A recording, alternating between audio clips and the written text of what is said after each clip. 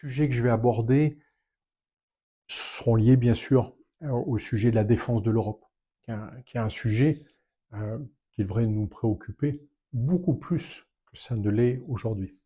Mais je vais commencer par une courte introduction sur l'actualité, parce que ce matin j'ai appelé mes sources à Genève pour qu'elles me disent comment se passaient les négociations sur l'Ukraine. Et je les ai sentis profondément déstabilisés. Parce qu'autant il y a 15 jours, on était tous à peu près convaincus que de toute façon, Donald Trump imposerait un accord de fin de guerre, qui n'est pas un accord de paix. Hein.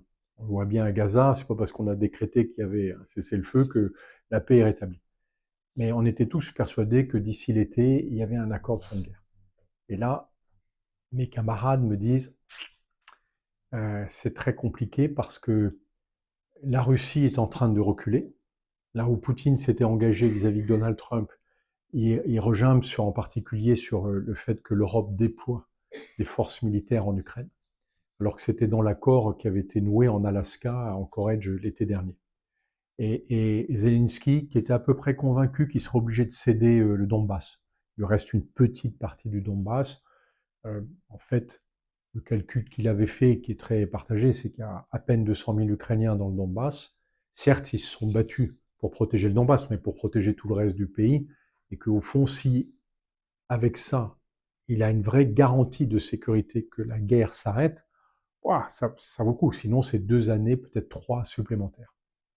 Et en fait, il réalise que c'est pas le Donbass qu'il est en train de discuter, c'est de son avenir politique. Parce que en mettant fin à la guerre, en faisant des concessions, et il n'a pas les moyens de gagner la guerre, eh bien, probablement qu'il se fera couper la tête par la société ukrainienne. Et d'ailleurs, on commence déjà à voir les opposants qui jusqu'ici se sont tus parce que c'était la guerre et qu'ils n'ont rien dit, comme Valéry Zaloujny, qui est l'ancien chef d'état-major des armées, et qui dit, alors qu'il est ambassadeur à Londres, bon, voilà, quoi, je vais me présenter contre Zelensky. Donc il y a un sujet autour de l'Ukraine qui est très difficile parce que finalement on vit dans une incertitude qui n'a jamais été aussi grande, qui est liée à Vladimir Poutine, dont tout le monde comprend qu'il est rationnel, hein, il n'est pas fou, par contre il est terriblement dangereux et violent, mais dont on ne comprend pas où il s'arrêtera. Et on se demande même si au fond, il peut survivre à une fin de guerre. Parce qu'il a basculé la société russe dans une société, dans une économie de guerre, et s'arrêter lui-même le met peut-être en risque. En tout cas, tant qu'il sera au pouvoir, il n'y aura pas de paix durable avec l'Europe, ça c'est sûr. Et puis de l'autre côté, on a une société ukrainienne qui est en même temps épuisée par cette guerre. Ils ont quand même résisté à un ennemi qui est 5 fois supérieur en nombre. C'est incroyable ce qu'ils ont fait. Et en même temps, qui ne veut pas lâcher le morceau, en estimant que c'est anormal que ce soit à eux de faire des concessions. Donc qu'est-ce qui va se passer? C'est d'autant plus imprévisible que les États-Unis de Donald Trump sont devenus un empire menaçant. Alors jusqu'ici, c'était une évidence pour tous les Européens que, quoi qu'il arrive, on serait quand même soutenu par nos alliés historiques. Donald Trump a tout remis en cause. Donc, je pense qu'il n'y a jamais eu autant d'incertitudes pour les Européens que maintenant. Et ça nous met en grande difficulté parce que on ne peut pas espérer un retour à la situation dont on a bénéficié pendant pratiquement 35 ans, sans trop le réaliser, d'un espace de prospérité et de paix totale. L'Europe, qui se regarde le nombril et qui se plaint de tout, en fait, a été le plus grand espace de prospérité et de paix pendant 35 ans. Mais l'a oublié à la vitesse de l'éclair.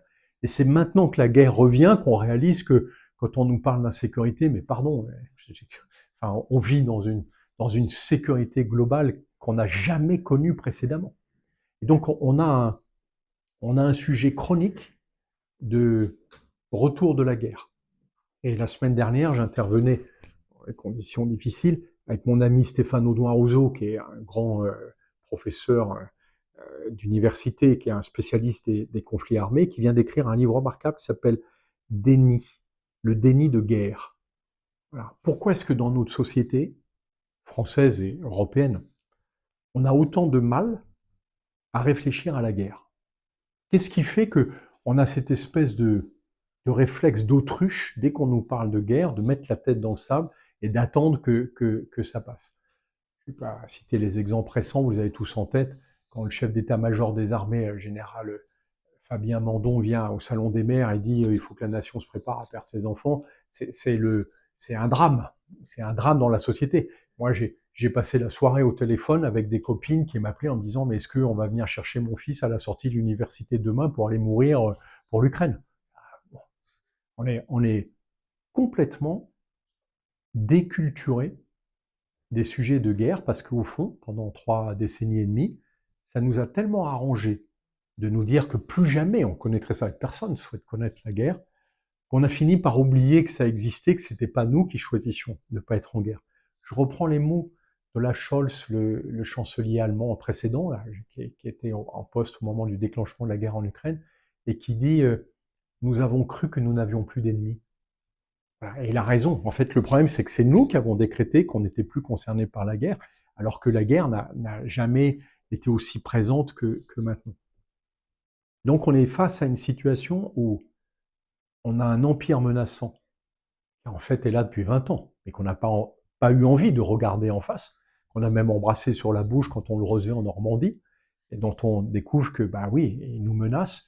Alors, juste, j'adore quand j'entends les extrémistes qui nous expliquent que Poutine n'a jamais menacé la France. Oui, en 4 ans de guerre, il a menacé 200 fois la France d'attaque nucléaire. On va quand même pas lui tenir grief de ça. C'est rien de vouloir pulvériser la France. Et on se croyait protégé par les États-Unis d'Amérique dans un contrat qui n'était pas très explicite et qu'on n'avait pas très envie de payer. Mais on découvre que notre assureur est défaillant. Et que par conséquent, avec Donald Trump, on ne peut absolument pas être garanti d'une sécurité américaine. Et il reste nous, au milieu. Et nous, je pense qu'il faut avoir conscience, même si ça fait toujours un peu mal aux fesses, que la France est une puissance moyenne. Et n'est pas la grande puissance qu'elle a fantasmée pendant des siècles. C'est une puissance moyenne qui est entourée de puissances moyennes. Est-ce que on a enfin le courage politique de former avec d'autres pays qui le souhaitent un début d'États-Unis d'Europe qui unissent leurs forces? Ou est-ce qu'on continue à croire qu'en faisant pousser des comment dire des bonsaïs, on va faire une forêt? Voilà, notre question, elle est pas très compliquée. C'est qu'en fait, aujourd'hui, si on unissait nos moyens, on serait une puissance relativement respectée. Je dis bien relativement parce qu'il y a une question de est-ce qu'on est prêt à se battre plus que d'avoir des moyens. Et aujourd'hui, on est tellement dispersé qu'en fait, on peut rajouter quelques milliards à la défense, ça ne changera rien en France. La question, c'est est-ce qu'on unit ces moyens? Alors, souvent, les gens me disent oui, mais enfin, quand même, la France, souveraineté nationale, l'armée française. Ouais. Pardon. Je vais prendre une image inverse pour bien fixer les choses. Aujourd'hui, tout le monde reconnaît que l'armée américaine est l'armée la plus puissante du monde. Imaginons un instant que l'armée des États-Unis, c'est 50 armées différentes, parce que chaque État américain, et je n'ai pas compté le Canada ou le Groenland, a sa propre armée. Et que l'armée du Texas a décidé de surtout pas acheter le même avion de combat ou le même char que l'Ohio, le Wyoming et que sais-je. En fait, on aurait 50 armées qui seraient incapables, si, qui sauraient faire des exercices ensemble, mais tout le monde rigolerait en disant ah bah tiens, il y a le Texas qui vient, mais le Michigan est resté, parce que de toute façon, leurs avions sont pas compatibles. C'est la situation des armées européennes. C'est pas un problème de moyens, c'est parce qu'on a dispersé intégralement nos affaires. Et donc, l'armée américaine n'impressionnerait personne si c'était 50 armées différentes. Et ben, c'est cette situation-là pour les Européens. En fait, si on s'assemblait à plus de 4 ou 5 pays, on serait de facto la deuxième armée du monde. Et la Russie, comme d'autres empires, n'oserait pas nous menacer en disant ah, ce sera trop coûteux. Je ne dis pas nous menacer parce qu'en fait, la question de la défense, elle dépasse largement le problème des armes, de l'armement, de l'armée et des finances. Et je suis un peu consterné que dans tous les débats actuels, ça fait maintenant des années que j'interviens comme chroniqueur de guerre dans les médias pour expliquer ce qui se passe, je suis effaré de voir que quand on parle de défense européenne, inexorablement, on arrive au sujet de ah oui, mais alors les Allemands veulent pas construire avec nous un avion parce que quand même, le pauvre Dassault, ce serait dommage qu'ils ne viennent pas. Ou alors, il faut qu'on mette des milliards supplémentaires. Pardon, mais il y a une question avant qui est beaucoup plus importante. La question, elle est politique. C'est qui le chef des armées? Une armée est au service d'une autorité politique. Donc, construire une armée qui n'a pas de chef, il y a aussi l'histoire du canard sans tête. Ça n'a aucun sens. Donc, le sujet, c'est pas de mettre quelques milliards supplémentaires ou d'acheter tel ou tel avion. Le sujet, c'est est-ce qu'on se met d'accord sur une autorité politique qui, elle, va mener une politique de défense cohérente. Et aujourd'hui, on évite comme un fantôme ce sujet. On préfère largement parler des déboires du char Leclerc que de demander à nos dirigeants politiques aujourd'hui, nationaux, quand est-ce que vous prenez l'initiative de dire qu'avec la Belgique, l'Allemagne, les Pays-Bas et le Luxembourg, ben, on forme un début d'États-Unis d'Europe. Pas vous que je vais convaincre de ça. Mais sauf que maintenant, c'est devenu une nécessité. Par ailleurs, un sujet d'autant plus sensible que, en fait, la guerre en Ukraine nous a enseigné une chose, qu'on a oublié parce qu'on a des mémoires de poisson rouge. Il n'y a aucune arme qui a pris le dessus en Ukraine. Vous vous souvenez de tous les débats qu'il y a eu, est-ce qu'on livre des F-16 ou pas, des Mirage 2000, des chars, ça va changer le cours de la guerre. Ce qui change le cours de la guerre, l'arme la plus puissante dont disposent les Ukrainiens, c'est l'esprit de résistance. Quand on regarde, si on prend un tout petit peu de recul, 4 années de guerre, dans des conditions totalement agressives, c'est la Première Guerre mondiale qui se passe actuellement en Ukraine, plus les drones. Comment un peuple de moins de 30 millions a réussi à résister à 150 millions qui avaient concentré toute leur puissance pour envahir l'Ukraine? On a calculé qu'à la vitesse où progresse l'armée russe depuis 4 ans, il leur faudra à peu près un siècle pour arriver à vraiment, s'imposer sur l'ensemble de l'Ukraine. Un siècle. Comment est-ce qu'ils ont pu résister de cette manière? Avec des pertes colossales. Je donne un ordre d'idée parce que c'est très difficile de faire des bilans. En temps de guerre, chacun cache ses chiffres, c'est évident. C'est une donnée confidentielle, mais on a un peu l'habitude des bombardements, des théâtres d'opération. Je pense qu'il faut avoir en tête un chiffre. C'est une échelle que je donne, ce n'est pas un chiffre exact, parce que la marge est assez grande, mais une année de guerre en Ukraine fait à peu près 1 million de morts et de blessés. Je prends l'ensemble. En fait, c'est entre 700 000 et 1 300 000 selon les années. Donc de passer des commandes industrielles et pas acheter 150 véhicules qui seront différents du dernier achat, mais d'acheter 15 000 véhicules d'un coup. Et ça permet aux industriels européens de s'organiser à l'échelle européenne comme Airbus. Parce qu'aujourd'hui, une des plus grandes faiblesses dans notre armement, c'est qu'en réalité, nous n'avons pas d'Airbus de la défense qui fabrique à des échelles industrielles des équipements qui font que ce n'est pas les meilleurs, mais c'est les moins chers, à un niveau tout à fait acceptable. C'est Airbus versus Boeing. Voilà. Donc, on a ce sujet pour la garde européenne d'avoir un modèle traversant toute l'Europe, un équipement qui soit le même et surtout une culture qui soit la même. Avec, je parlais d'un citoyen italien à Paris, le jour où il retourne à Rome, il revient dans une unité de la garde européenne, c'est le même mode de fonctionnement, c'est le même équipement, c'est la même manière de faire. Donc il ne sera absolument pas déstabilisé. Et ça veut dire que le jour où on en a besoin, que ce soit pour assurer la sécurité du territoire ou parce qu'il y a les Jeux Olympiques à Paris, on est capable de mobiliser des milliers d'hommes et de femmes qui ont la même connaissance d'un service de base militaire. Au passage, en Ukraine, c'est l'équivalent d'une garde qui se bat. Ça fait longtemps que l'armée de métier elle a disparu, elle a été tuée en premier. C'est des citoyens, des femmes qui étaétaient informaticiennes, des garçons qui étaient boulangers, dont ça n'a jamais été le métier de servir les armes, qui aujourd'hui se battent en Ukraine. Donc le fait qu'il y ait une instruction réduite pour la garde, ça veut dire simplement qu'on ne va pas leur demander de piloter des mirages. Mais par contre, ils sont parfaitement capables de s'organiser s'il y a une catastrophe, qu'elle soit naturelle ou pas naturelle, et d'aider la société à stabiliser les choses sur le plan local. Et la garde européenne, enfin, elle a un avantage qui, à mon avis, est très important. c'est que le jour où on a un vrai problème militaire, c'est-à-dire qu'on est obligé de mobiliser une partie de notre armée professionnelle pour intervenir, il ne faut surtout pas que cette armée soit phagocytée par tous les sujets de protection qu'on a sur le territoire. Parce qu'il faut garder les bases, parce qu'il faut garder l'Élysée, parce qu'il faut garder les systèmes d'adduction d'eau dans les grandes villes, parce que... Et en fait, il y a tellement de choses à garder qu'à la fin, il n'y a plus d'armée disponible. Donc le fait qu'il y ait une garde qui puisse prendre le relais sur ces sujets permet de dégager l'armée professionnelle pour qu'elle soit utilisée là où elle est pointue. Je vais prendre un exemple concret. Quand il y a eu les Jeux Olympiques à Paris, ça a été la plus grosse opération militaire pour l'armée française depuis la guerre d'Algérie. 10 000 soldats ont été mobilisés. En fait, on l'a jamais... 10 000 soldats à l'instant T. En Yougoslavie, les contingents français étaient de l'ordre de 3 ou 4 000 à l'instant T. Mais pas... On a dit qu'après, il y avait 10 000 soldats sur l'année, mais pas au même moment.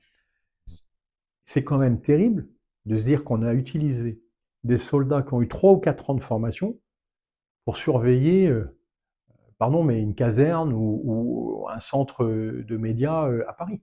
On n'a pas besoin d'eux pour faire ça. Par contre, faire la surveillance anti-drone au-dessus des Jeux Olympiques, je préfère que ce soit des soldats très pointus qui ont été formés pendant 3 ou 4 ans, parce que c'est sûr que descendre un hélicoptère en croyant que c'est un drone dangereux, c'est toujours gênant.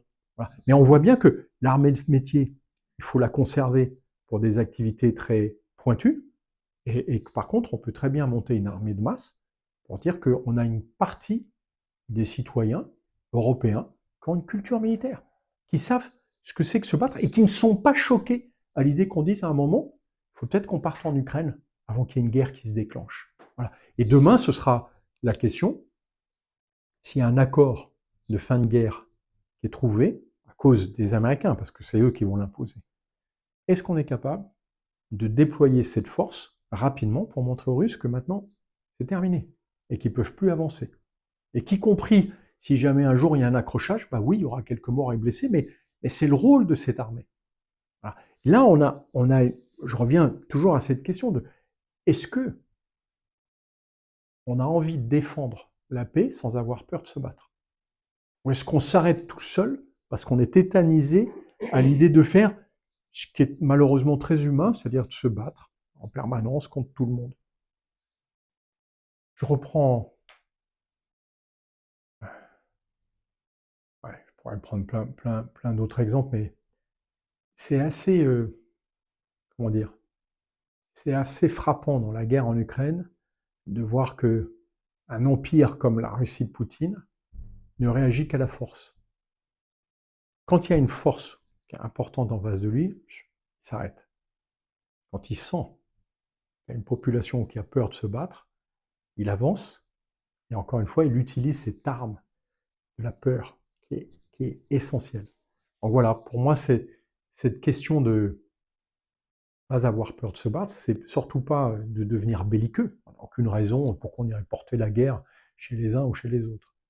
Mais c'est de savoir en quoi est-ce qu'on est capable de se mobiliser et de s'organiser avec les autres, parce que c'est là où on aura la taille suffisante pour dire il n'y a personne qui nous attaquera. Parce que sinon, il se prendra une raclée. Et que de toute façon, on ne cédera pas. Voilà. C'est pour ça aussi que j'ai appelé mon site d'information, mon blog Ne pas subir, que je vous recommande vivement. Si vous voulez vous inscrire dessus, il suffit de laisser votre mail. Je signale au passage, je fais de la publicité, que je paye pour qu'il n'y ait pas de publicité sur ce site. Donc si vous vous inscrivez, vous ne serez pas inondé de réclames que vous n'avez pas demandé. Et au fond, c'est aux citoyens comme nous de s'emparer de ce sujet-là. Ce n'est pas un sujet qui doit être laissé à quelques militaires qui disent jamais un mot et à quelques politiques qui estiment qu'ils ont tout compris, qu'ils n'ont pas besoin de nous expliquer pourquoi on fait ça. C'est notre sujet d'arriver à comprendre, surtout à décider ensemble de qu'est-ce qu'on veut faire pour se défendre. Sinon, ne pas subir ne sera plus qu'un vœu pieux. Voilà ce que je voulais vous raconter ce soir, puis maintenant je réponds à vos questions. Ouais. Le SCAF, c'est mon problème. Et on n'en a pas touché un mot encore. Et pour dire que pour faire l'Europe, on a raté des trucs au départ. Au départ, quand on veut faire une sorte d'États-Unis d'Europe, il faut 3 choses, je l'ai dit déjà dans une conférence précédente. Il faut une constitution, il faut une monnaie unique et il faut une armée unique. La constitution, on l'a ratée à l'époque de Giscard. La monnaie unique, on l'a. Et l'armée est en gestation, mais en gestation négative en ce moment, avec ce que propose le chancelier allemand en disant on n'a pas besoin du SCAF, de l'avion du futur. Donc ça me perturbe beaucoup parce qu'on est tributaire pour l'instant, même les Allemands, du F-35, qui a besoin d'être connecté tous les 30 jours chez Lockheed Martin pour pouvoir mettre à jour tout son système numérique et pour la reconnaissance de ses plans de vol et la reconnaissance des adversaires. Sinon, il est inopérant. Tous les 30 jours, il faut se connecter chez les Américains. Alors ça, c'est pas une indépendance. Pour moi, le SCAF et l'avion du futur européen auraient eu un système numérique différent qui nous rendait moins tributaires de l'immobilisation des F-35. Ça n'a aucun sens. Ça vous convient comme question? Quand on parle d'Europe, on commence toujours par dire la France, l'Allemagne, l'Italie. C'est un peu comme si, quand on avait un problème en France, on commençait par dire « Ah oui, mais alors les Hauts-de-France sont pas d'accord avec le Languedoc et puis les Bretons voudraient pas. » Pardon, mais si on parle de France, on parle de la France. Si on parle de l'Europe, il faut parler au niveau européen. Les Français jouent un double jeu. Je les ai vus, j'étais à Bruxelles en 2000 pour essayer de constituer le premier système de renseignement commun. Je vais faire court. Les Français ont dit, à l'époque on était 15 pays membres, 14 autres, voilà, on va mettre nos moyens en commun, vous allez payer et nous on va diriger. Succès d'estime. 14 membres se lèvent, quittent la salle, et le représentant de la France appelle le Quai d'Orsay devant moi en disant « J'ai l'impression qu'on est bien parti. » Moi j'avais l'impression qu'on se prenait la bâche du siècle, et c'est là où un ami belge, parce que j'étais invité par la Belgique à ce moment-là, m'a dit « Tu vois Guillaume, c'est un peu le problème des Français, c'est que au fond, si tu veux faire fortune, tu les achètes à leur coût réel et puis tu les revends au prix auquel ils s'estiment. » Et ça a été terrible pour moi de constater qu'effectivement, on a cette mentalité de c'est nous qui avons tout compris, on va expliquer aux autres. Et déjà, on est gentil de prendre le temps de leur expliquer. Je viens au SCAF. Le problème, c'est Dassault. Parce que Dassault impose, depuis la fin de la Deuxième Guerre mondiale, que le budget de l'armée de l'air lui soit dévolu. Mes camarades de l'armée de l'air, j'en ai vu pleurer. En fait, Dassault avait dessiné cet avion-là, et donc c'est ça que l'armée de l'air allait acheter. Et eux avaient beau dire, c'est pas ça qu'on voudrait, on voudrait un truc qui fait plutôt ça. Non, non. Dassault de 2017. J'y viens. Et là, Dassault refuse toute coopération internationale. Refuse. D'ailleurs, le Rafale n'est vendu à aucun pays européen. Pourquoi? Parce que Dassault ne veut rien partager. Je vais prendre en sens inverse. J'y viens. Je vais prendre en sens inverse. Pour moi, ma référence, c'est Airbus. Parce que Airbus, en plus, a dirigé et présidé l'entreprise pour laquelle je travaille aujourd'hui. Airbus, c'est exactement l'approche inverse. Vous connaissez peut-être le nom de ce fabricant historique en aéronautique, c'est l'Ateco-Air. Magnifique. Des hydroglisseurs, et puis après d'autres choses. Est-ce que vous pensez qu'aujourd'hui, l'Ateco-Air sera en mesure d'être un concurrent de Boeing? Je leur ai posé une fois la question, parce que j'ai rencontré leurs dirigeants, ils sont bien marrés. Ils m'ont dit, Guillaume, mais t'es un break ou quoi? L'Ateco-Air, membre d'Airbus, est aujourd'hui la terreur de Boeing, pardon. La terreur de Boeing. Pourquoi? Parce qu'ils se sont mis ensemble, et qu'au lieu chacun de jouer sa partition, ils jouent un truc commun auquel personne ne sait résister. Dassault, c'est l'Ateco-Air qui croit qu'il va concurrencer Lockheed Martin. Et ça colle pas. D'autant plus que, moi j'ai entendu les dirigeants de Dassault parler des Allemands comme des chleux. Nom de Dieu, on est en 2026, hein? Ça fait peur de se dire que peut-être qu'à la fin de la Deuxième Guerre mondiale, ils pouvaient avoir un ressentiment contre l'Allemagne nazie. Mais là, on est en 2026. La question, c'est plus d'avoir des chleux. La question, c'est comment on se défend vis-à-vis de la Russie. Ils s'en tapent. D'autant que chaque fois qu'ils récupèrent le budget français, pardon, mais Dassault est une entreprise privée. Tout ça va dans leur poche. Ils nous vendent hors de prix un avion qui n'est pas très performant. Ils sont en retard d'une génération par rapport au F-35. Alors bien sûr que ce serait une connerie pour nous d'aller acheter du F-35. Mais pourquoi est-ce qu'on est prisonnier de Dassault? Le SCAF, l'avion du futur, c'était un programme dans lequel il était entendu que Dassault rejoignait Airbus et que, au fond, c'était une entité européenne qui construisait un avion du futur. Puis là, Dassault a compris que il ne pourrait pas diriger Airbus. Il ne pourrait pas diriger Airbus. Il y avait les Allemands et les Espagnols. Il ne pourrait pas diriger Airbus. Il n'y a pas la taille, puis ils ne sont pas légitimes d'aller dire à Airbus que c'est eux qui dirigent parce qu'ils ont fabriqué le Rafale. Les Européens ont fabriqué l'Eurofighter, qui est un avion tout à fait correct et qui est moins cher que le Rafale. Mais le sujet d'Airbus, le sujet, je vais y arriver, de Dassault, en fait, c'est qu'il n'y a que son ego qui l'intéresse. C'est-à-dire, que va devenir Dassault dans l'avenir? Si Dassault rejoint Airbus, il sait très bien que sa destinée, c'est la TECOR. C'est-à-dire, je suis un morceau d'Airbus, mais c'est plus moi qu'on viendra consulter, regarder, photographier. Alors, il sabote le programme SCALF. Et c'est ça qui irrite les Allemands. Parce que les Allemands disent, mais attendez, nous on était d'accord sur un mécano industriel qui ressemblait étrangement à ce qu'on a fait avec Airbus. D'ailleurs, c'est Airbus qui représente l'Allemagne et l'Espagne sur le sujet. Mais aujourd'hui, pourquoi les Allemands disent qu'ils veulent se retirer du programme? Parce que Dassault torpille systématiquement le programme SCALF en disant qu'il n'y a qu'eux qui peuvent le faire.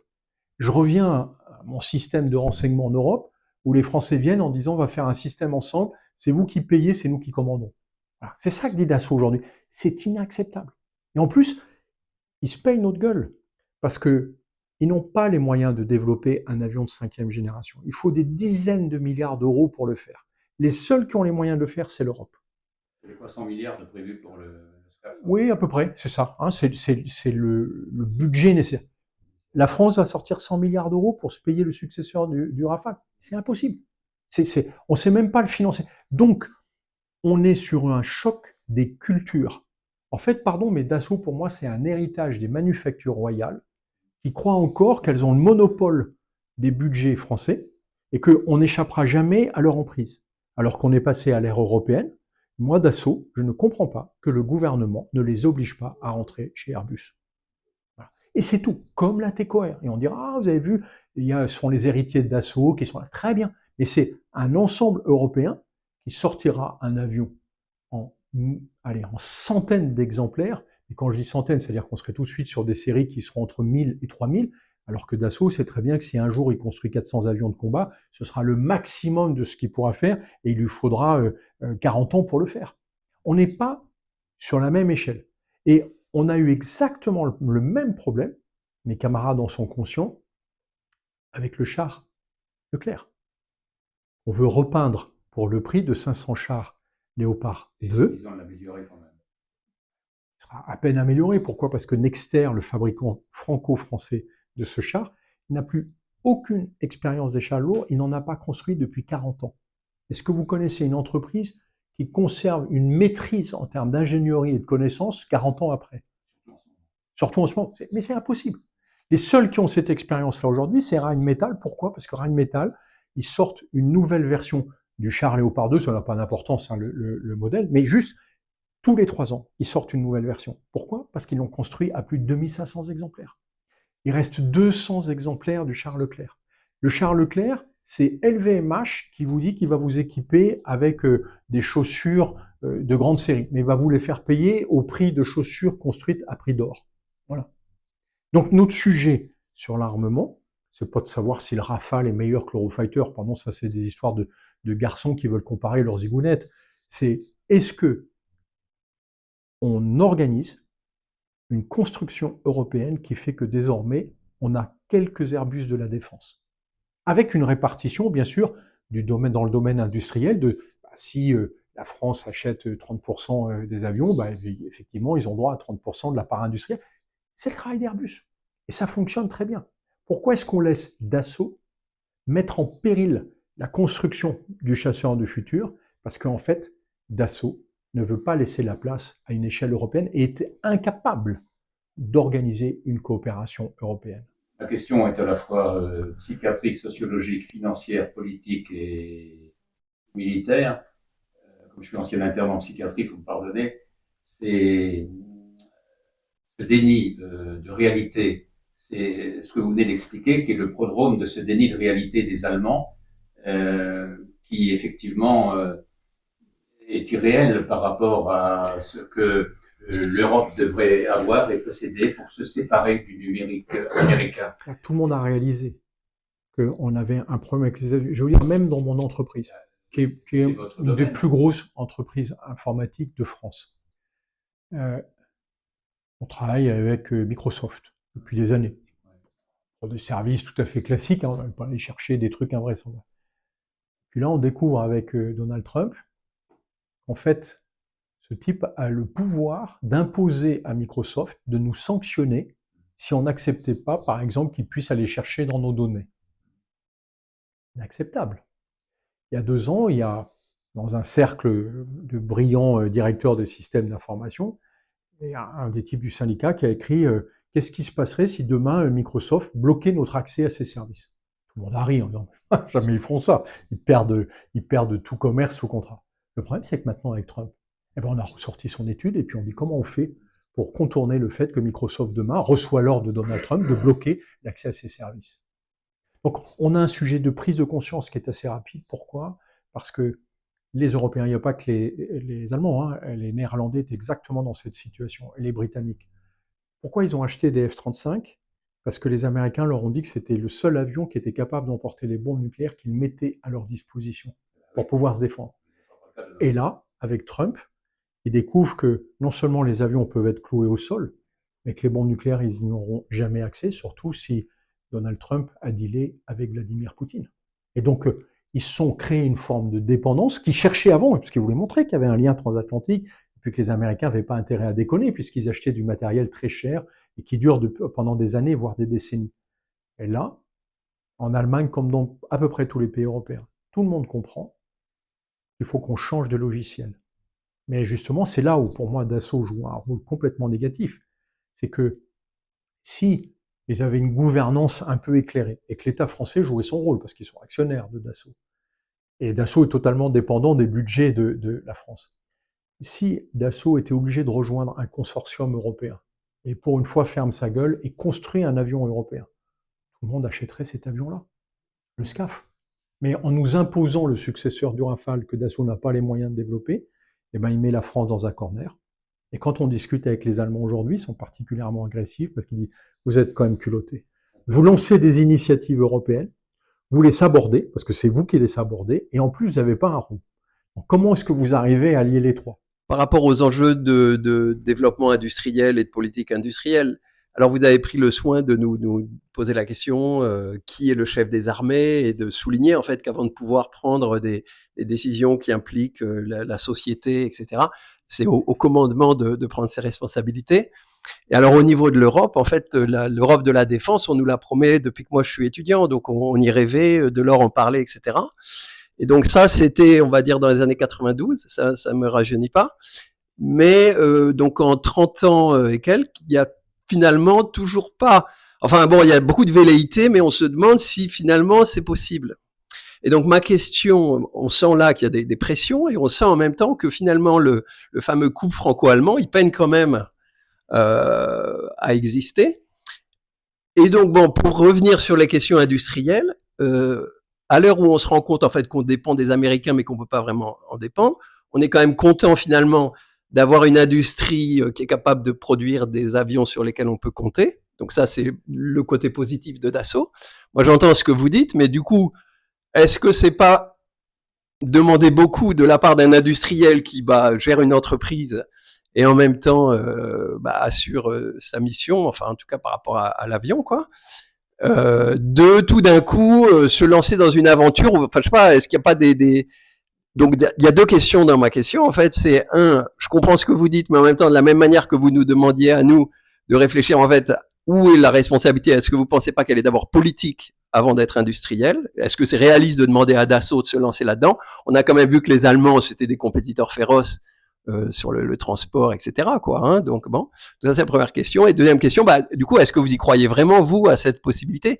Et alors, qu'est-ce qu'on peut faire, nous autres, et vous, voilà, comment on peut, parce que je peux pas m'empêcher de voir quand même une espèce de faillite politique, et je me demande vers où se tourner pour, comme vous, rêver, mais avec, y croire vraiment. Aujourd'hui, il y a un sujet qui est à peu près transverse dans toute l'Europe. C'est une génération complète, pas forcément jeune, hein, qui dit il faut qu'on se défende ensemble. Je rencontre pas, je suis souvent en Allemagne, j'ai de bons amis britanniques, quelques Italiens, des Polonais. Je n'ai jamais rencontré quelqu'un qui me dit non, attendez, c'est une ineptie. Moi, je veux défendre mon précaré, ma ville, ma région. Pas vrai. Pourquoi? Parce que tout le monde a conscience quand on est face à des empires menaçants, c'est la taille qui compte. Et que nos questions de souveraineté nationale ou d'historique peuvent très bien être préservées dans une armée beaucoup plus vaste. Je vais prendre le cas. Le sens de ma question, c'est... Non, mais j'y vais. J'y vais. On a un exemple type sous le nez. C'est l'armée britannique. Dans l'armée britannique, chaque régiment est attaché à une région. N'allez pas dire à un régiment écossais qu'il est anglais, hein, ou alors il faut courir en zigzag en essayant d'échapper à leur courroux. Et pourtant, tous servent la couronne. Pourquoi ça pose même pas question. Mais pourtant, un régiment écossais, c'est un régiment écossais. Avec les traditions écossaises, les gens parlent écossais à l'intérieur du régiment. Ils sont écossais jusqu'au bout des doigts. Mais ils servent une entité qui est plus grande, qu'ils n'ont jamais contestée. Nous, notre sujet, c'est d'inventer un système qu'on a sous les yeux depuis des décennies, mais qu'on refuse, plutôt, on ne le refuse pas. On ne nous permet pas de le questionner. Moi, j'aimerais que le futur dirigeant de la France soit un homme ou une femme qui nous dise enfin, voilà, moi je veux lancer un projet européen de défense. Un vrai projet européen de défense, c'est-à-dire pas faire comme on a fait là, en disant on va faire un programme XY172G qui va être une grande avancée dans la défense, personne ne comprend rien au programme, et 10 ans après on leur demande ce qu'ils ont fait, ils sont incapables de répondre. Non. Un projet européen de défense, comme on l'a dit tout à l'heure, c'est d'abord une autorité politique. C'est-à-dire d'accepter que c'est plus le président français qui est chef des armées, c'est la présidente européenne. Et tant qu'on n'aura pas passé cet étage-là, ça ne marche pas. Je vais prendre un exemple qui est crucial. C'est celui de l'arme nucléaire. Hein, les Européens découvrent, alors j'ai distingué 3 paquets. Les Britanniques, ils ont des armes nucléaires, mais dont ils s'aperçoivent que toutes les clés sont américaines. Et donc quand Trump, par exemple, a coupé l'accès au système de renseignement américain aux Ukrainiens, il l'a coupé à tous les alliés pour être sûr que personne fasse le contournement. Et là, les Britanniques se sont aperçus qu'ils ne pouvaient plus se servir de leurs sous-marins nucléaires. Pourquoi? Parce que pour se servir de ces sous-marins nucléaires, ils sont dépendants du système de renseignement américain. Ils pensaient que jamais ça n'arriverait, puisque pour eux, il y a une espèce d'accord tacite. Ils faisaient partie des Five Eyes, c'est-à-dire l'association de 5 pays très proches des États-Unis. Et jamais ils n'avaient imaginé qu'un jour, ils auraient une console vide. Donc, ils découvrent qu'en fait, leur système de dissuasion nucléaire dépend d'un veto américain, qui pourrait très bien dire, on ne se défend pas contre la Russie, donc stop. Donc eux, ils ont payé très cher des systèmes américains dont ils n'ont pas l'indépendance. La France, elle, est la seule à avoir développé un système quasi autonome, mais qui lui coûte les yeux de la tête. La réalité, c'est que le système de dissuasion nucléaire, il ne coûte pas, je crois qu'officiellement, dans le budget, c'est 15%, 20% du budget de la défense.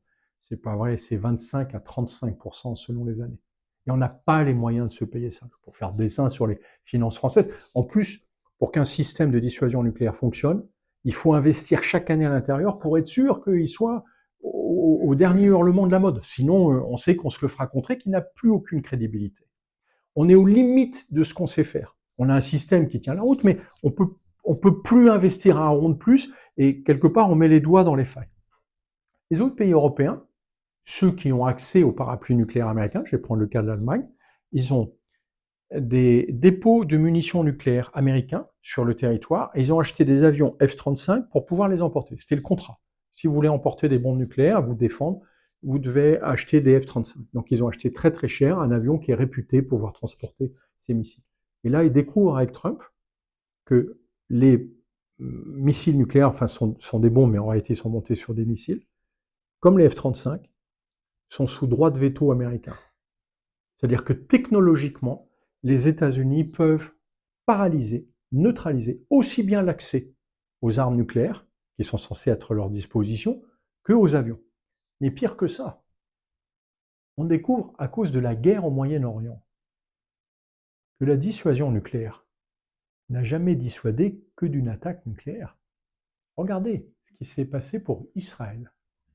Israël a 30 têtes nucléaires. Donc si on suit les couillons du Rassemblement national qui nous expliquent que parce qu'on a des armes nucléaires, personne ne peut nous attaquer. Personne ne pouvait attaquer Israël, 30 armes nucléaires. L'Iran lance 300 missiles contre Israël en 2025. Même ce fou de Netanyahou n'a jamais eu l'idée de tirer une bombe nucléaire contre l'Iran. Pourquoi? Parce qu'il savait qu'il faisait 15 millions de morts. et que c'était inacceptable.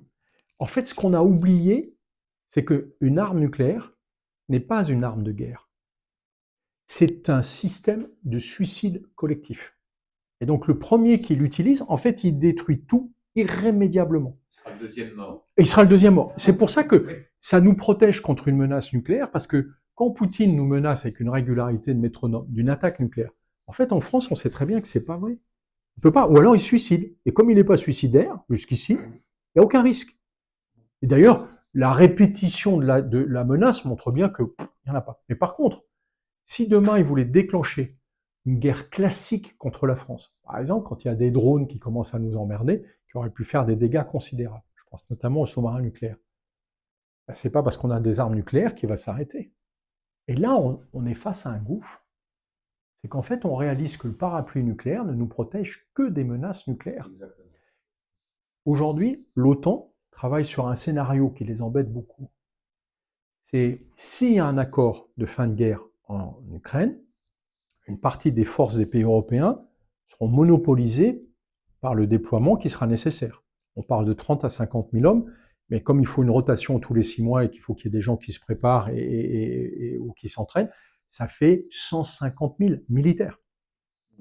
C'est considérable. Si la Russie forme un corps expéditionnaire de 100 000 soldats, ils les ont, et attaque un des pays baltes, par exemple la Lettonie, en fait, les Européens ont à peine les moyens de rassembler des forces nécessaires pour les stopper, et il leur faut plus d'un mois pour pouvoir former ce corps de réaction rapide, alors qu'on pense que les Russes pourraient rentrer en Lettonie et la submerger en 3 semaines. Donc, on a un léger sujet de qu'est-ce qui se passe. Et là, évidemment, on sort l'arme nucléaire. Alors oui, mais la Lettonie, elle est sous parapluie nucléaire de l'OTAN. Et là, je vous demande juste, réalisez 2 secondes la réalité. Est-ce que vous croyez que les États-Unis de Donald Trump, ou d'ailleurs aucun Américain ne sait mettre sur une carte la Lettonie, va risquer un suicide d'une partie des États-Unis en répliquant avec une arme nucléaire contre la Russie qui envahirait la Lettonie? Mais pardon, mais c'est une fiction totale.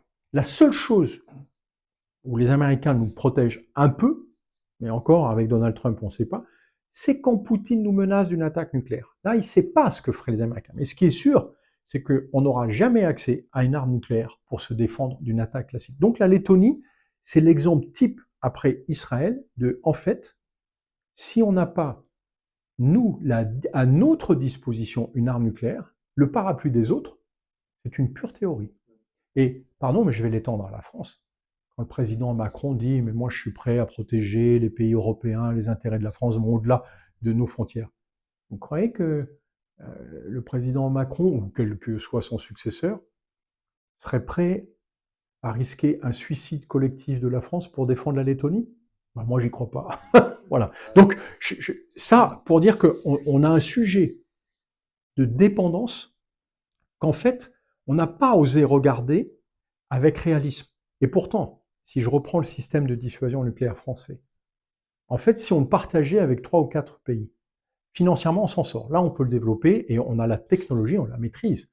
Donc, on sait la continuer pendant des décennies. Mais se pose encore une fois la question cruciale.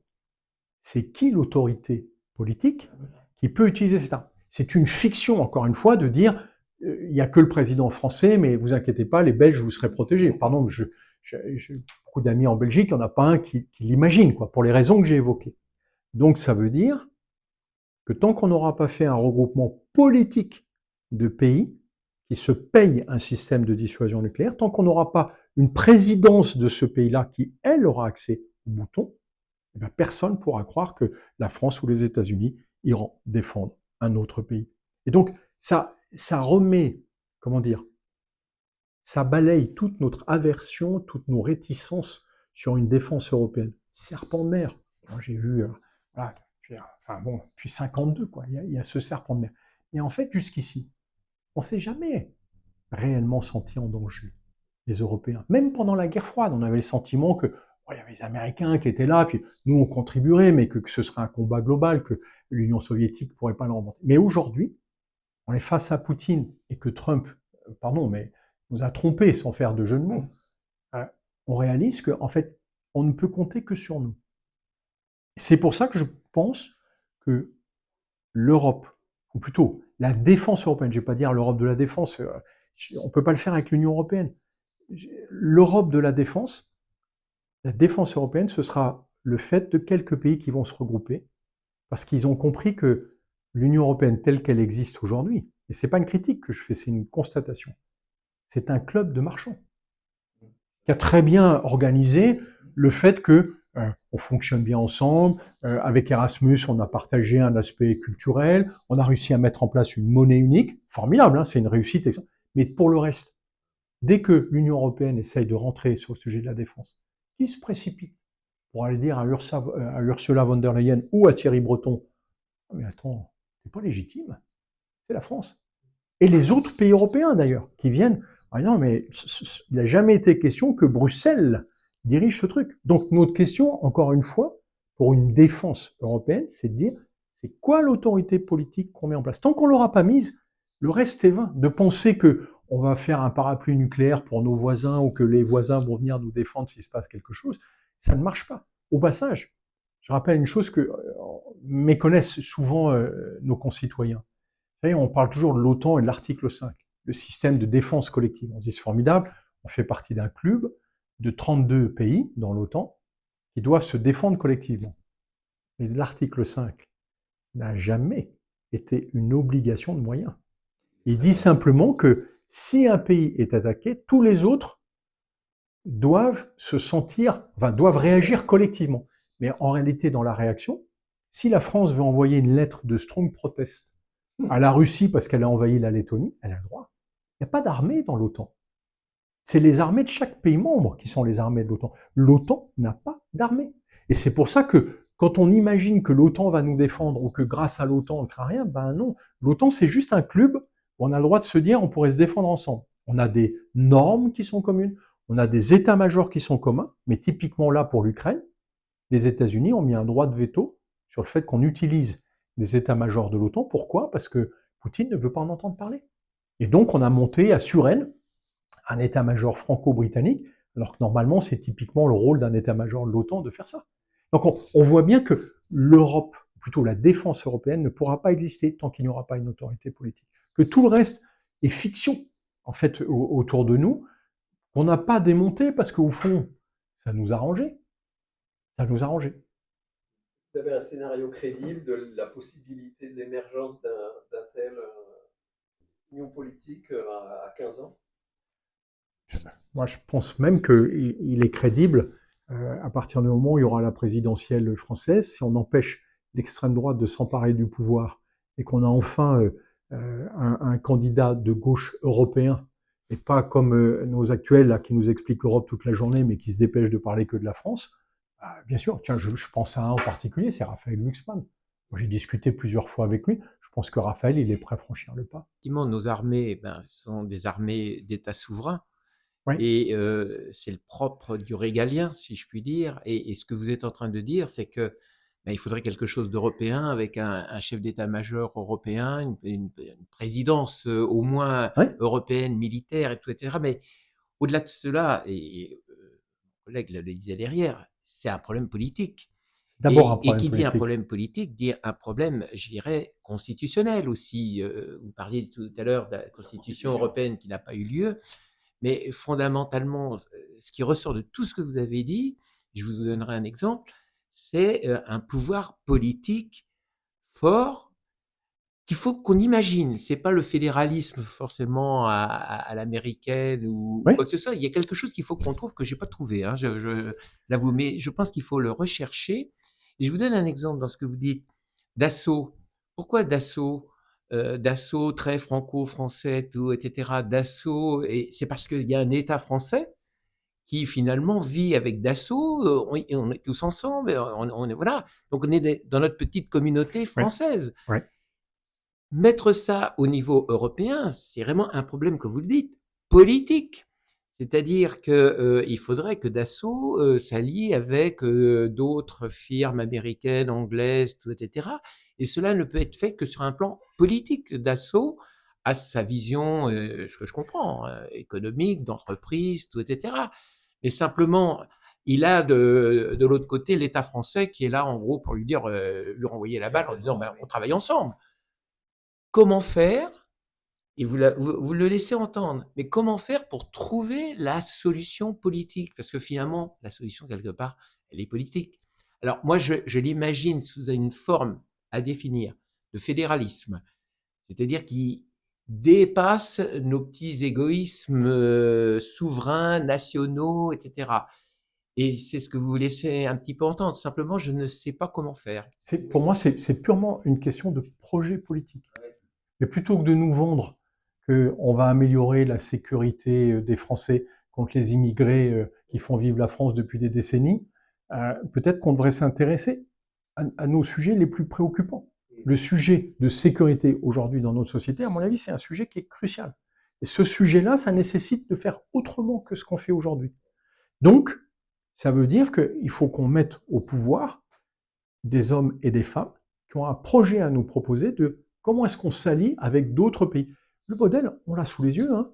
Il est étonnant d'ailleurs parce qu'il nous fait chier toute la journée, mais au fond, il fonctionne très bien, c'est la Suisse. On l'oublie, c'est une fédération de... Alors, c'était des vallées, en fait, au départ, qui ont passé des siècles à se faire la guerre.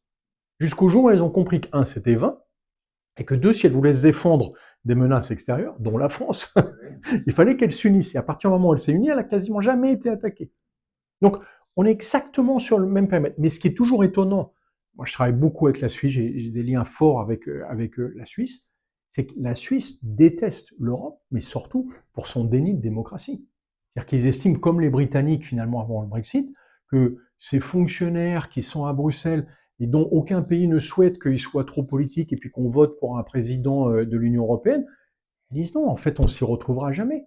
Donc nous on a une question d'abord démocratique, c'est-à-dire on met en place une fédération comme en Suisse, mais c'est tous les citoyens européens qui doivent élire une présidence qui est reconnue comme... Ce qui n'empêche absolument pas au pays de vivre. Là, je prends le cas des États-Unis. Les États américains ont une autonomie dans la plupart des sujets de la société qui est gigantesque. Mais par contre, quand ils parlent de défense, il n'est pas question que le Texas commence à dire « Ah ben non, finalement, nous, on ne va pas acheter le F-35, on va acheter le Rafale des Français. » C'est juste, ça ne joue pas. Donc, en fait, la question n'est pas compliquée. La question, c'est un problème de volonté, et la volonté, elle vient du fait que les citoyens s'emparent du sujet. Parce que depuis 3 décennies, on n'a pas parlé de sécurité et de défense. Pardon, mais alors l'Europe de la défense, c'était le sujet d'un colloque annuel, quasi historique, pour dire qu'on n'en parlerait plus. Donc, maintenant, c'est un sujet partagé. Et là, je pense que la campagne présidentielle va être essentielle sur le sujet. Alors c'est bizarre parce que la semaine dernière, je donnais une conférence à Lyon au moment où il y a ce jeune garçon là qui a été tué. Mais moi j'étais à l'université Lyon 3, on était sur le déni de guerre. J'étais en train d'expliquer la dangerosité de l'extrême droite si elle arrivait au pouvoir en France, parce que c'est clair que tout en se revendiquant de Rassemblement national, elle va surtout nous désarmer vis-à-vis de Poutine. Donc elle affiche quasiment son allégeance. Et au moment où je disais ça, il y a un groupuscule d'extrême gauche qui est arrivé pour empêcher notre conférence de se tenir. Et je me suis dit, c'est génial parce qu'au fond, c'est un miroir. Cette extrême gauche et cette extrême droite, on a l'impression que c'est les mêmes. Ils changent juste de couleur. En plus, je suis daltonien, donc ils ne m'aident pas. Mais c'est incroyable de voir comme dans la manière de procéder et les objectifs qu'ils affichent, c'est exactement la même chose. En fait, je dénonçais l'extrême droite pour son soutien à Poutine. Ce groupe-là était manipulé par une organisation pro-poutinienne. C'est quoi? Je veux dire, c'est un peu angoissant, quoi. Et au passage, pardon de faire cette digression, il y a des journalistes qui m'ont interviewé parce que j'étais pas loin de l'endroit où il y a eu la bagarre fatale. Mais c'est quand même très bizarre. Alors, je pense qu'il commence à rétablir un peu les choses. Le jeune type qui a été tué, c'était pas un ange qui passait dans les bois du paradis. Hein. Il faisait partie d'une bande qui était venue pour se tabasser avec l'autre bande. Voilà. Donc, est-ce qu'on accepte cette radicalisation, puis cette espèce d'extrémisation, d'hystérisation de notre société. Mais pour moi, c'est inacceptable. Et au passage, on avait fait venir Stéphane Audouin-Rousseau à Lyon pour pouvoir parler du déni de guerre. Au premier rang, j'avais 2 ou 3 vieux copains du collège qui sont des pacifistes affichés et qui m'ont dit « Guillaume, à la fin de la conférence, on vous posera des questions gênantes sur justement le déni de guerre, etc. » Et ils étaient venus pour débattre.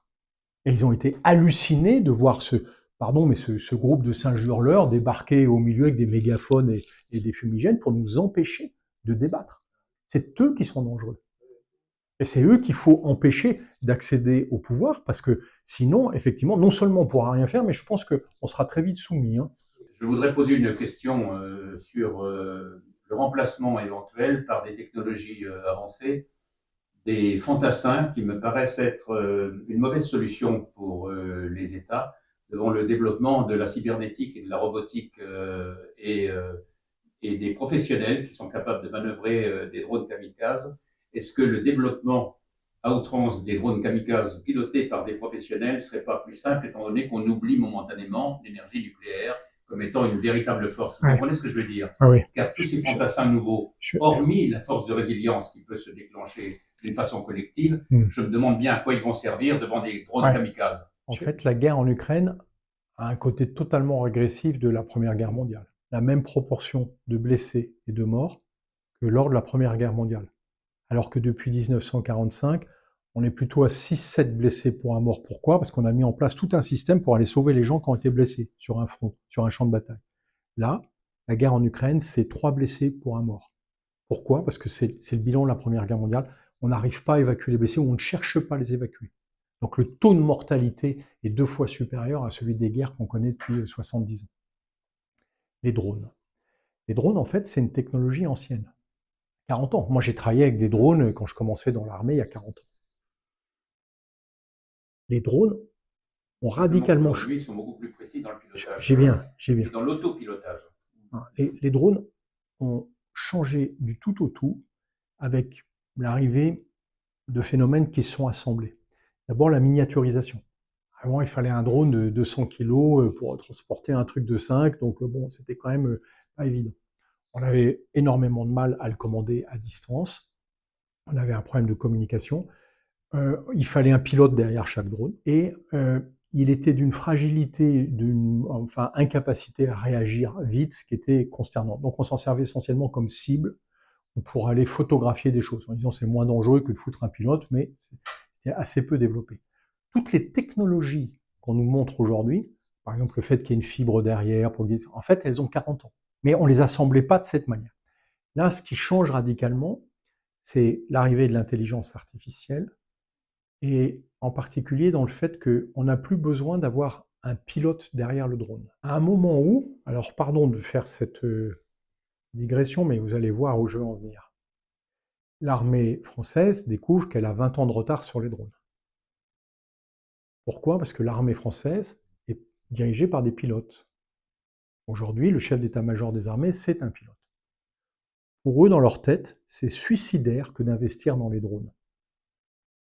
L'armée américaine, en 2012, a basculé d'une majorité de pilotes d'avions à une majorité de pilotes de drones. L'armée française a mis le frein de parc pour empêcher que les drones prennent le dessus sur la composante pilotée. Pourquoi? Parce que les pilotes veulent vivre. Parce que Fabien Mandon, il fait partie d'une culture où pour eux, leur dire qu'on va investir dans les drones, ça équivaut à lui donner un pistolet et dire « mon coco, tu vas disparaître ». Ils ne l'acceptent pas. Ils ne l'acceptent toujours pas. C'est très étonnant. Moi, je croyais qu'il y avait quand même des générations plus jeunes qui avaient poussé tout ça un peu de côté. Ils n'acceptent pas cette révolution des drones. Je reviens aux drones. Les drones étaient connus, mais jouaient un rôle, allez, du début comme le début de l'aviation, de reconnaissance, puis après, ça commençait à être une arme de bombardement.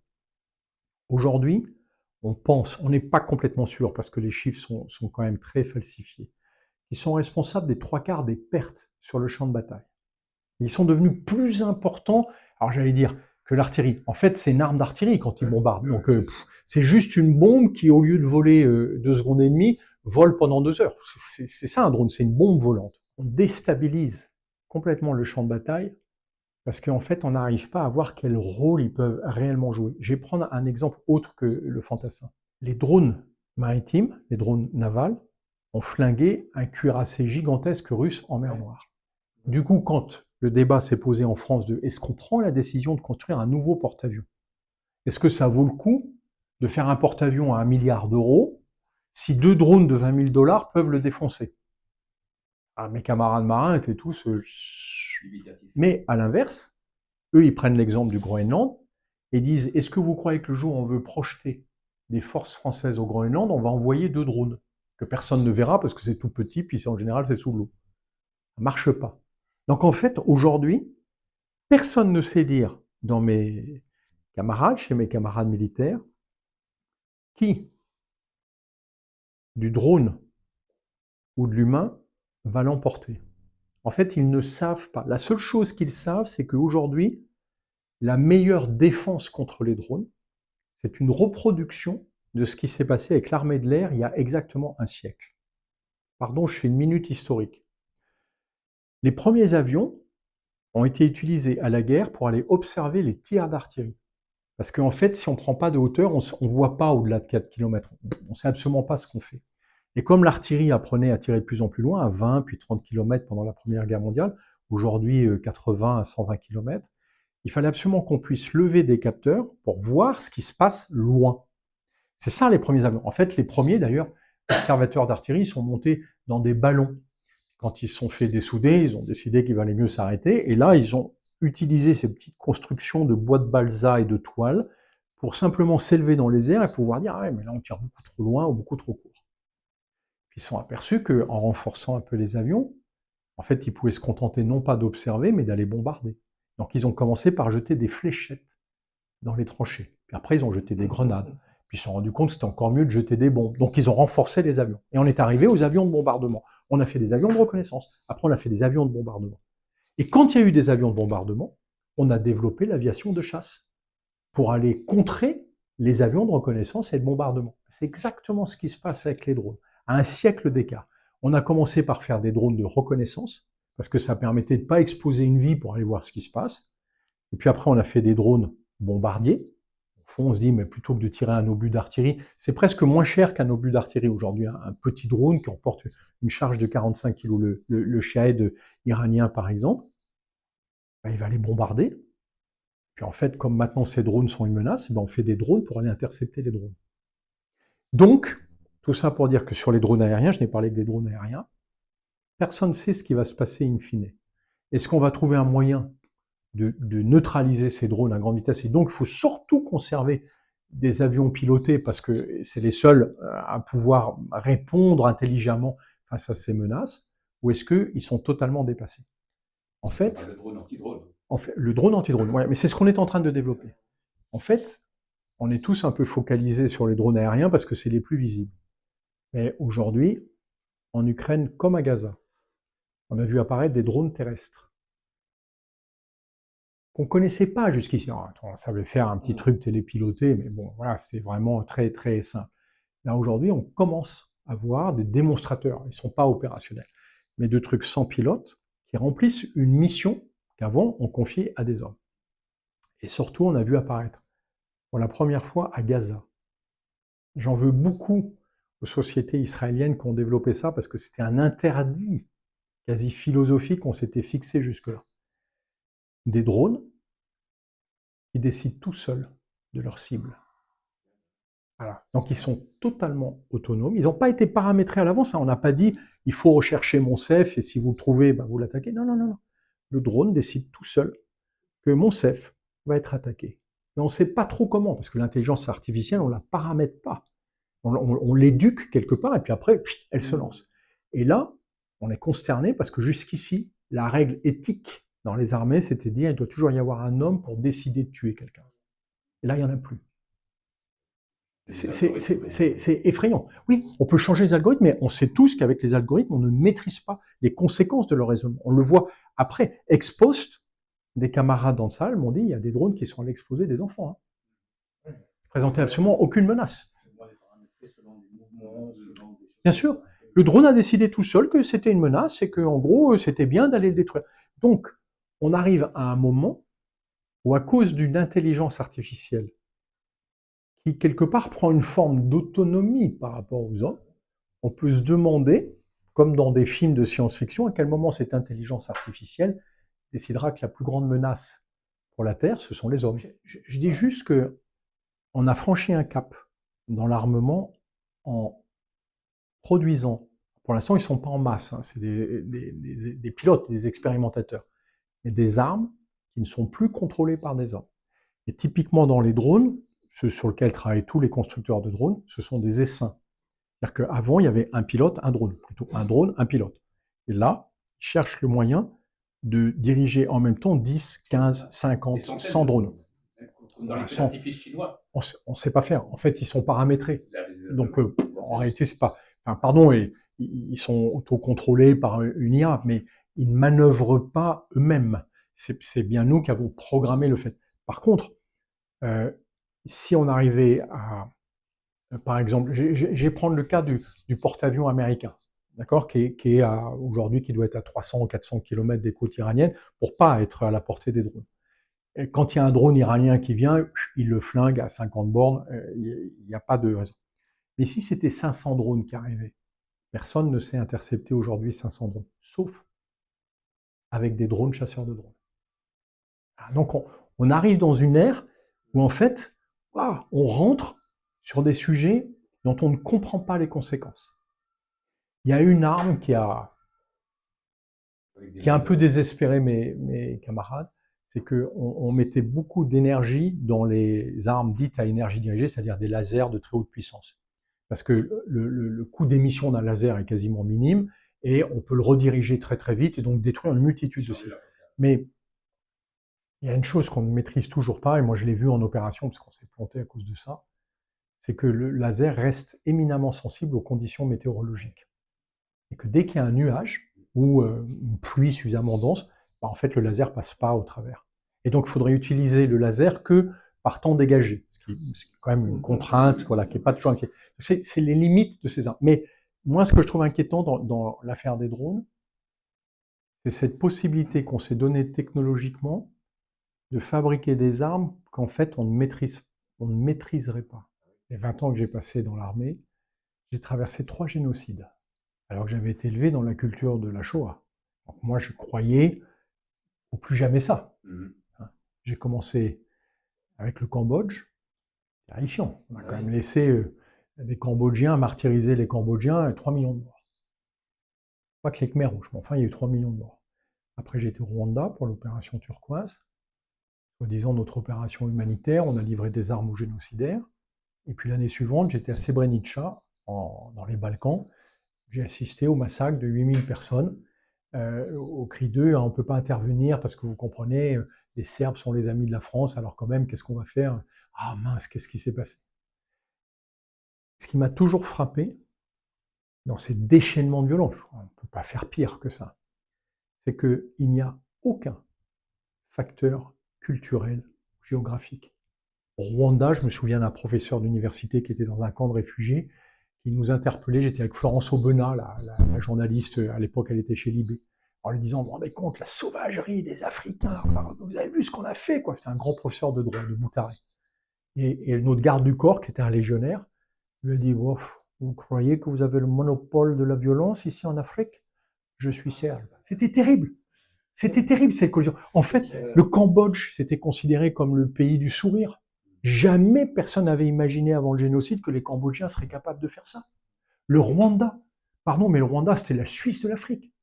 Moi, je me souviens des amis suisses et belges qui me disaient, mais le Rwanda, c'est une des civilisations les plus sophistiquées d'Afrique. Jamais ils iraient se massacrer de cette manière. Le nazisme. En fait, quand la bestialité s'empare, et donc le sujet qui nous guette avec cette question de sécurité, c'est de ne pas devenir paranoïaque, mais de se sentir suffisamment en confiance pour dire à personne qui nous attaquera parce qu'on est prêt à se défendre. C'est ça notre sujet.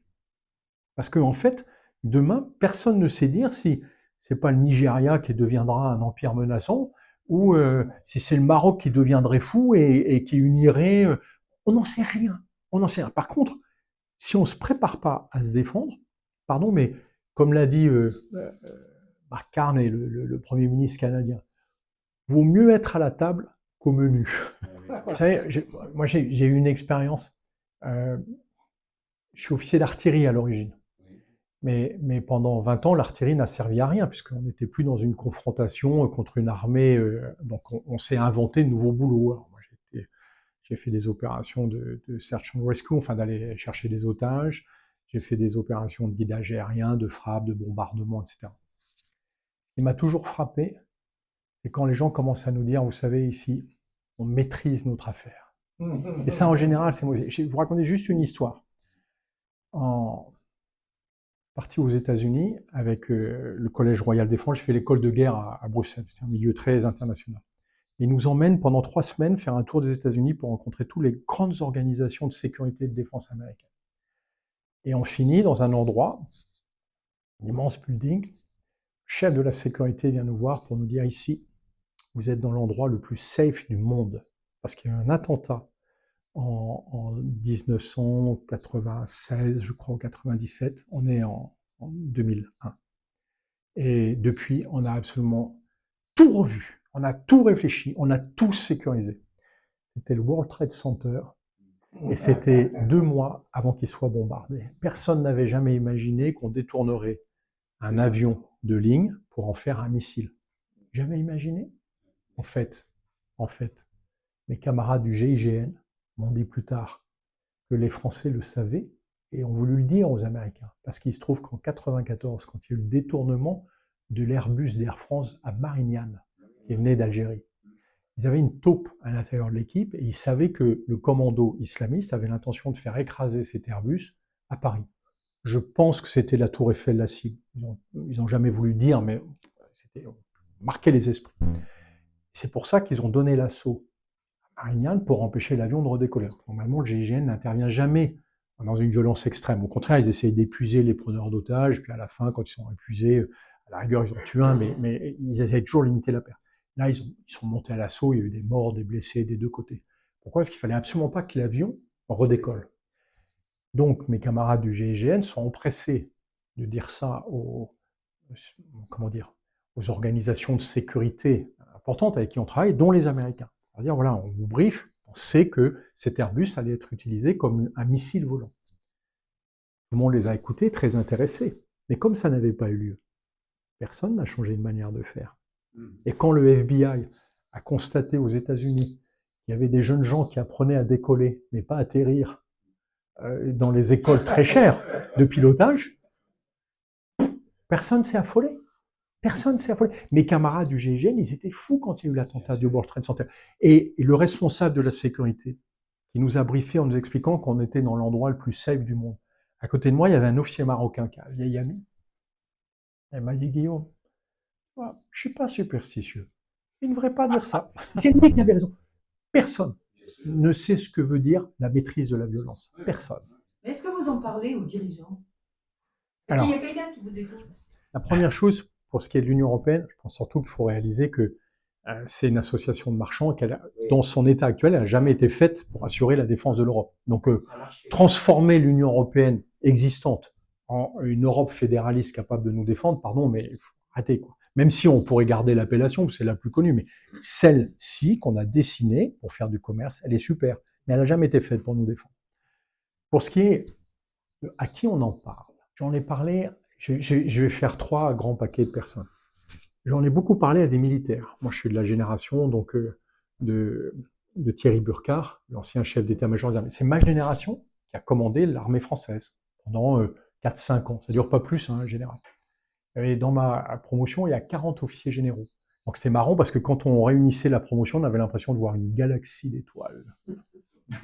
Moi, j'ai quitté il y a 20 ans avant eux, donc j'allais passer colonel. Mais j'étais très impressionné par le parcours de mes camarades. Mais j'ai gardé un lien pas toujours facile avec eux. Surtout que j'étais le premier officier français à témoigner du Rwanda, et donc ils m'en ont énormément voulu de ne pas avoir respecté la culture du silence propre aux militaires. C'est pour ça d'ailleurs que j'ai un livre qui s'appelle « À Saint-Cyr, à l'école de la Grande Muette ». Mais j'ai gardé un lien fort avec mes camarades. Puis en plus, j'ai des camarades dans l'armée de l'air, dans la marine, dans les armées étrangères. Et donc j'ai beaucoup discuté avec eux des sujets dont on cause là. Ce qui m'a frappé, c'est l'hyper-conservatisme des militaires. Et je pense que c'est lié à la chose militaire. En fait, ils s'imaginent toujours comme étant sur la défensive. C'est marrant de voir le rôle du mot défense. Ils réagissent comme s'ils étaient dans un fortin dont il fallait relever les ponts-levis dès qu'on commence à l'ébranler. Eux, il n'y a rien qui les angoisse plus qu'une révolution. Alors, quand on leur dit on devrait arrêter avec le service militaire, qu'une connerie, obsolète et puis mettre en place une garde européenne pour ah non, mais attends, un truc nouveau comme ça, où est-ce qu'on met les pieds, puis on va perdre le contrôle, et puis on va détourner une partie du financement de l'armée, vaut mieux le conserver pour nous, comme ça.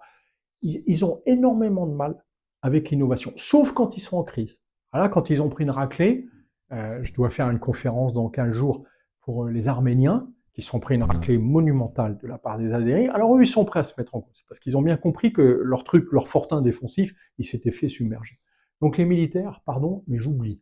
Je sais que c'est les dernières personnes qui accepteront de discuter du sujet, d'autant plus qu'ils sont tenus à cette culture du silence vis-à-vis des seuls décideurs qui sont politiques.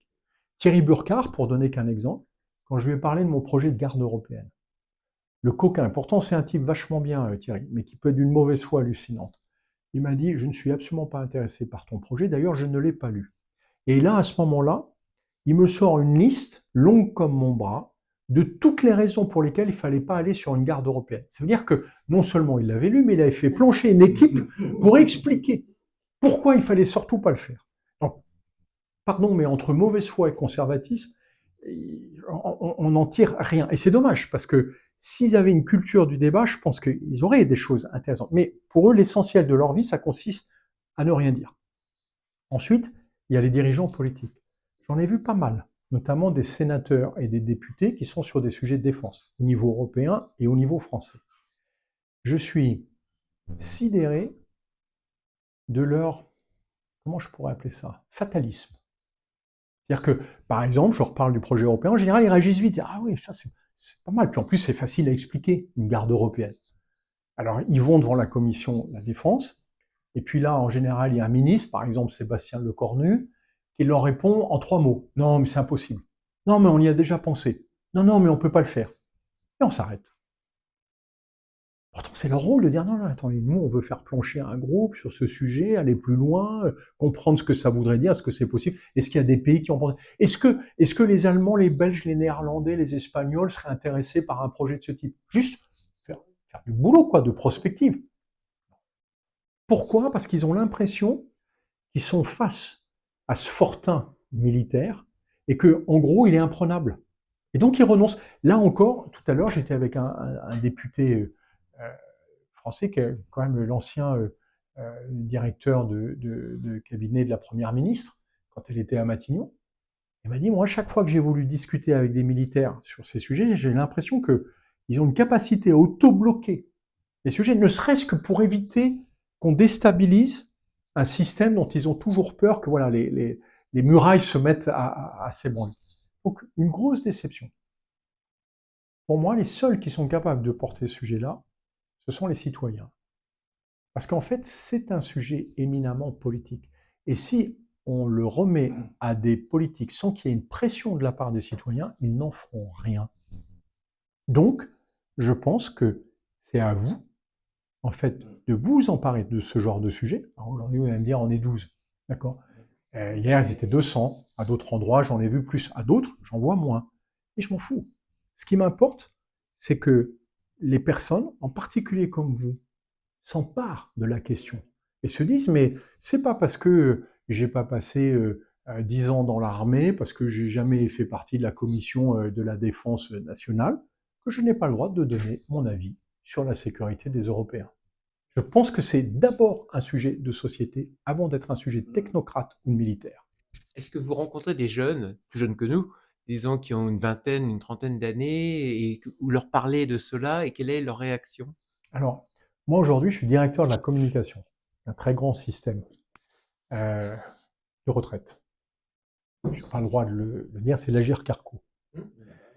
Et j'ai une équipe de communicants autour de moi. Alors, ça n'a aucun rapport avec mon activité de chroniqueur de guerre, hein, c'est complètement autre chose. Mais j'ai une équipe de communicants qui est très pointue.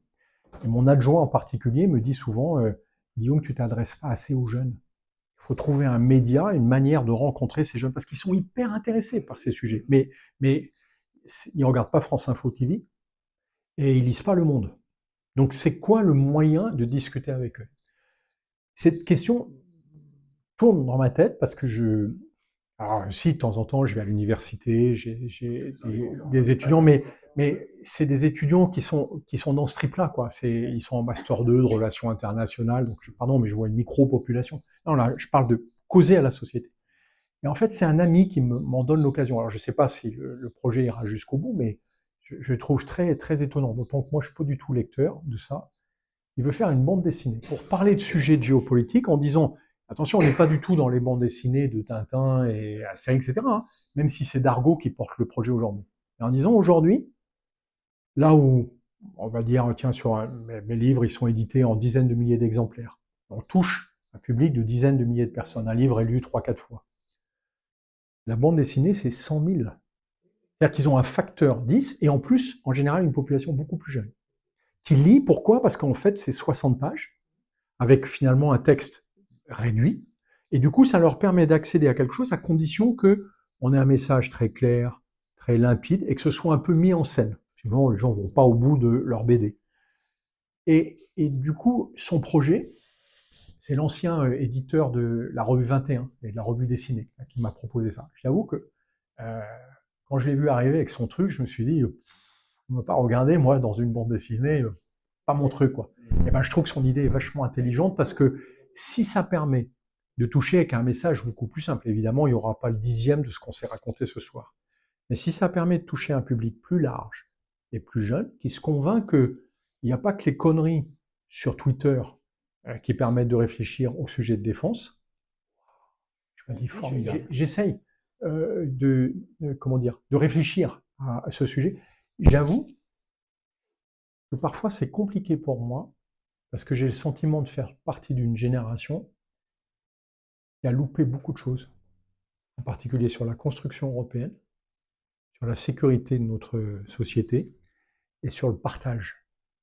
Et je suis assez fier quand je vois, avant-hier, j'ai déjeuné avec une jeune femme qui est au ministère de la Défense, qui est civile, hein, des hauts fonctionnaires, voilà, qui est la chef de cabinet de la ministre adjointe, la déléguée à la Défense. Waouh, qu'est-ce qu'elle est, elles sont brillantes, ces filles. C'est incroyable. Et je me dis, elles ont l'intelligence de réfléchir aux trucs que ma génération a laissé de côté. Merci. Merci.